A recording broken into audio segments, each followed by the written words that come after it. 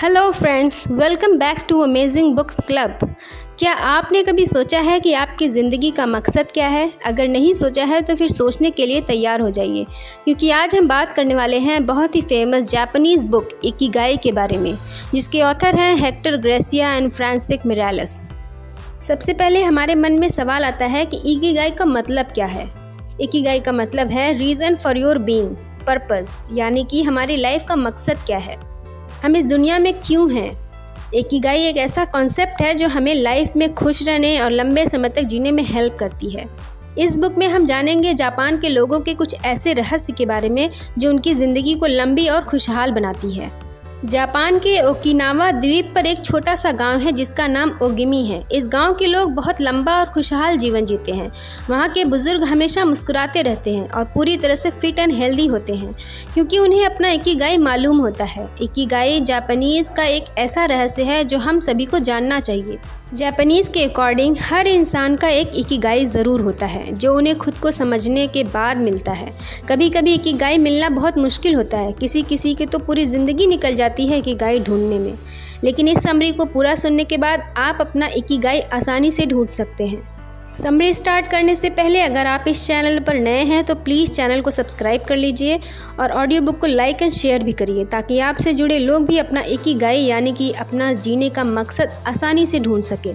तो चलिए जापान के लोगों का ये रहस्य जानकर अपनी लाइफ को बेहतर बनाते हैं।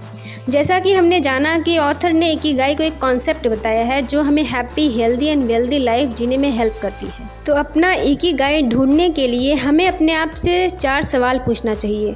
ये चारों सवाल एक दूसरे से कनेक्टेड हैं। पहला, व्हाट यू लव।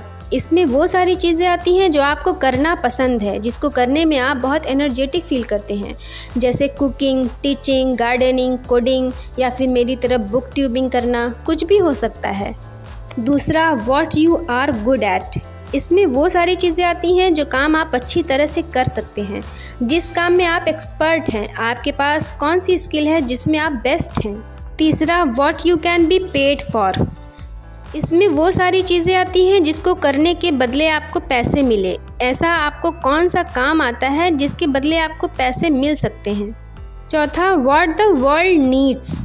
इसमें वो सारी चीज़ें आती हैं जिसको दुनिया की ज़रूरत है, यानी कि आज की डेट में लोगों को क्या चाहिए। चलिए ये चारों सवालों को एक डायग्राम से समझते हैं, जिसको इकिगाई का डायग्राम भी कहा जाता है।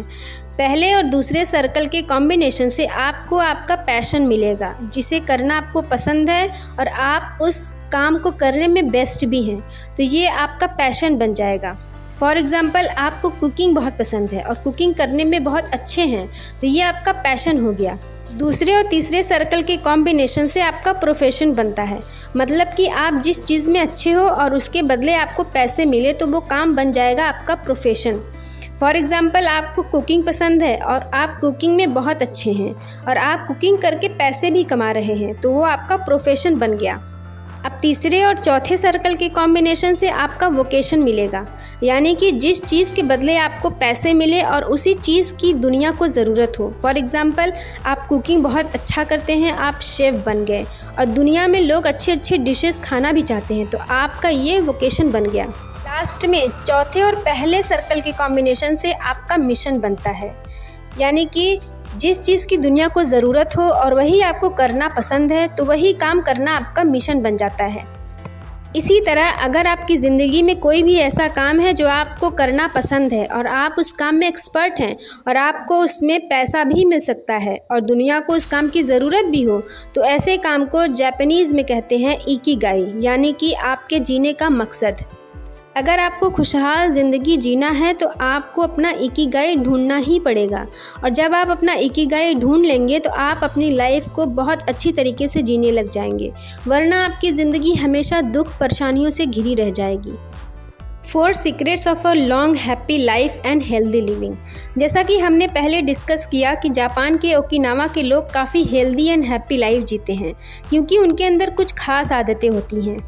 तो चलिए उन खास आदतों को डिस्कस करते हैं। स्ट्रेस। जापानीज़ का मानना है कि स्ट्रेस हमारी उम्र को कम कर देती है, इसीलिए खुशहाल ज़िंदगी जीने के लिए हमें स्ट्रेस फ्री रहना चाहिए।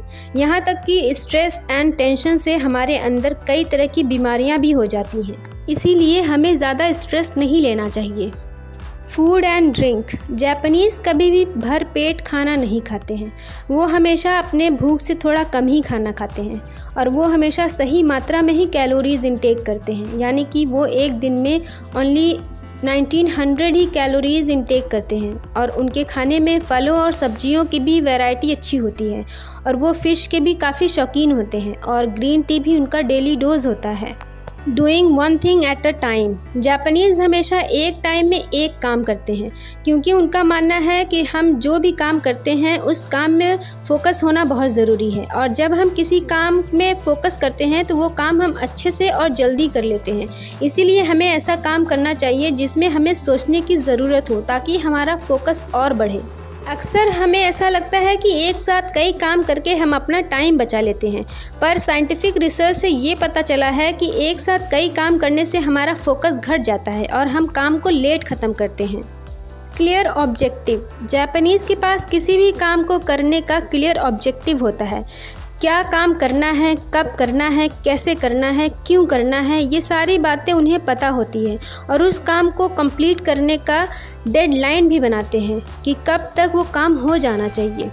ऑथर जापान के लोगों का एक इंटरेस्टिंग फैक्ट बताते हैं कि जापानीज़ कभी रिटायर नहीं होते हैं, वो पूरी लाइफ कुछ न कुछ काम करते रहते हैं, क्योंकि उन्हें उनका इकिगाई मिल चुका होता है। नॉर्मली अगर हम देखें तो कुछ देशों में रिटायरमेंट का एक एज फिक्स कर दिया जाता है, पर जापान में ऐसा नहीं होता है, वो कभी रिटायर नहीं होते हैं।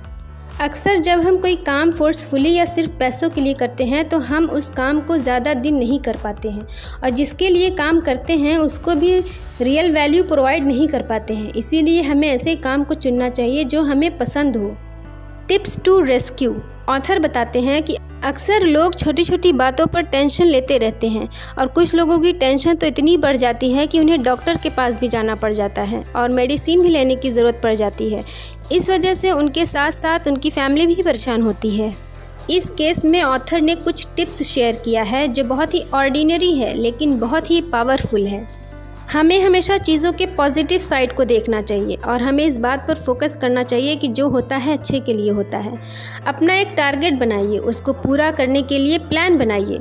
नेगेटिव लोगों से दूर रहिए, पूरे दिल से खुलकर हंसिए और चीज़ों को बहुत ज़्यादा पर्सनली और सीरियसली लेने की कोई ज़रूरत नहीं है। जितना हो सके जंक फूड या फास्ट फूड से बचिए, जैसे chowmein, burger, pizza.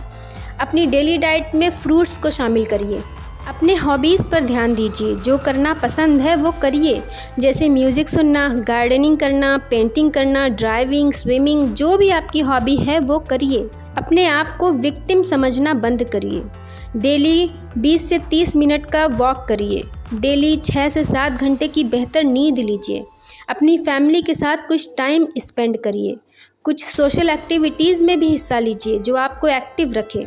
Daily exercise करिए जिससे आपकी बॉडी फिट एंड हेल्दी रहे। तो गाइज़, ये थी इकिगाई के कुछ इंपॉर्टेंट फैक्टर्स जो हम सभी को फॉलो करने चाहिए अपनी लाइफ को हेल्दी, वेल्दी एंड हैप्पी बनाने के लिए। आई होप फ्रेंड्स ये ऑडियो बुक आपको बहुत पसंद आई होगी।